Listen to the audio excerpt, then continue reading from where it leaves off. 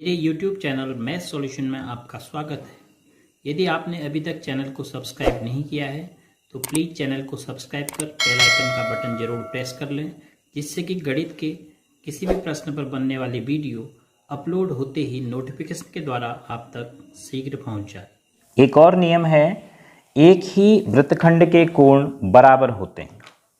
अब पहले समझना है कि एक ही वृत्तखंड आप जानते हैं, किसी भी वृत्त में आप जीवा खींचेंगे तो वृत्त दो खंडों में विभाजित होता है और उन दोनों खंडों को कहा जाता है वृत्तखंड। तो मैंने एक जीवा खींची, इस जीवा का नाम है ए बी। तो वृत्त दो खंडों में विभाजित हो गया, एक के नीचे का हिस्सा और एक के ऊपर का हिस्सा। एक ही वृत्तखंड के कोण का क्या अर्थ हुआ?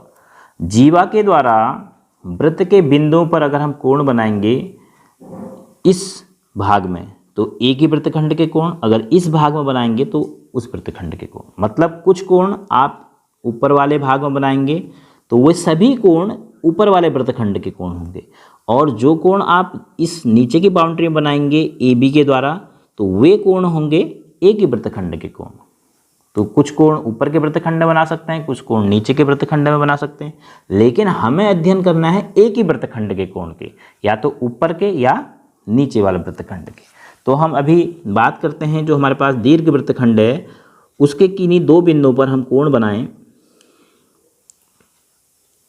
एक बिंदु C ले लिया,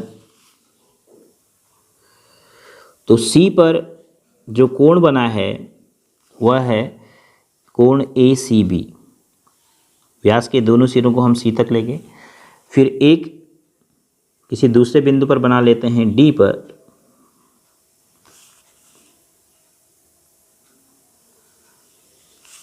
यह कोण हो गया ADB। अब ये दोनों कोण एक ही वृत्तखंड के हैं, क्योंकि देखिए AB ने वृत्त को दो भागों में बांट रखा है, तो ये नीचे का लघु वृत्तखंड, ऊपर का दीर्घ वृत्तखंड। तो ये जो बिंदु C और D हैं वह दीर्घ वृत्तखंड के बिंदु हैं। तो C और D पर बनने वाले कोण एक ही वृत्तखंड के कोण हो गए। अब हमें सिद्ध करना है कि ये दोनों बराबर होंगे। कैसे? तो देखो, इसको बहुत ही आसान तरीके से आप कर सकते हैं। आप B और A को केंद्र से मिला दीजिए, अर्थात एक त्रिज्या BO, जीवा के दोनों अंतबिंदुओं को आप केंद्र O से मिला दीजिए, तो आपको एक त्रिज्या मिलेगी BO और एक त्रिज्या मिलेगी AO।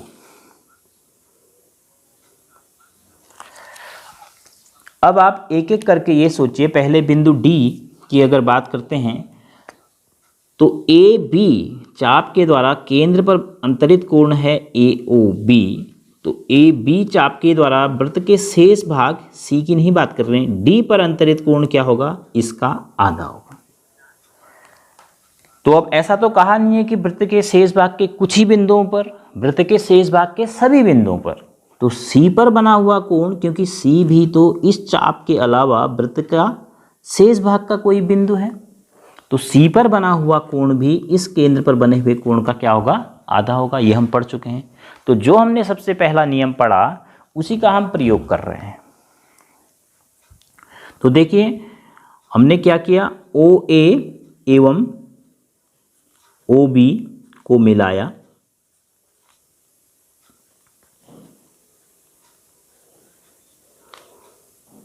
तो कोण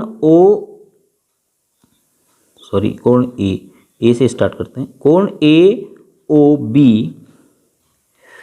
केंद्र पर अंतरित कोण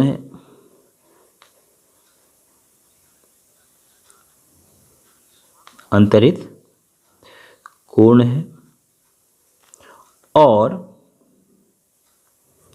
कोण ACB तथा कोण ADB चाप AB द्वारा वृत्त के शेष भाग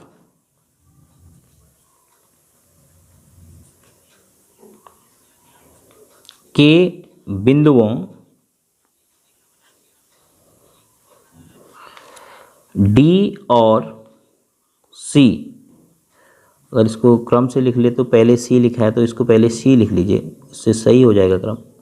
सी और डी पर, क्योंकि पहले कोण ए सी भी लिख चुके हैं, बने कोण हैं, उसी चाप के द्वारा अंतरित कोण हैं या बने कोण हैं।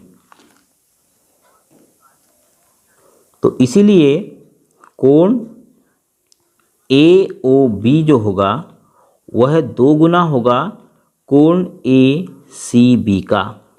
केंद्र पर अंतरित कोण इसका दुगना होगा और कोण AOB ही 2 गुणा कोण ADB भी होगा, क्योंकि बिंदु तो आप शेष भाग पर कहीं पर भी ले सकते हैं। तो कोण AOB ACB का दुगना होगा, कोण AOB ADB का दुगना होगा। तो इन दोनों को संयुक्त करने पर अर्थात हमें क्या प्राप्त हो रहा है, हमें ये प्राप्त हो रहा है कि 2 गुणा कोण ACB जो है वह 2 गुणा कोण ADB के बराबर होगा। अब 2 से 2 कैंसिल हो गया कि किसी वस्तु का दुगना दूसरे वस्तु के दुगने के बराबर है, तो वस्तुएं आपस में बराबर होंगी। तो कोण ACB बराबर क्या होगा, कोण ADB, और यही हमने सिद्ध करना। तो किसी भी वृत्तखंड के कोण क्या होंगे, आपस में बराबर होंगे। अब इसको भी आप एक नियम के रूप में याद रखिएगा, और बहुत आसान है इसको सिद्ध करना, इसको जानना। किस आधार पर, जो हमने सबसे पहले नियम पढ़ा, केंद्र पर अंतरित कोण चाप के द्वारा वृत्त के शेष भाग के किसी भी बिंदु पर अंतरित कोण का दुगना होता है, उसी का हमने इस्तेमाल किया। तो उस आधार पर हमने प्रूफ कर दिया कि एक ही वृत्तखंड के कोण आपस में बराबर होते हैं।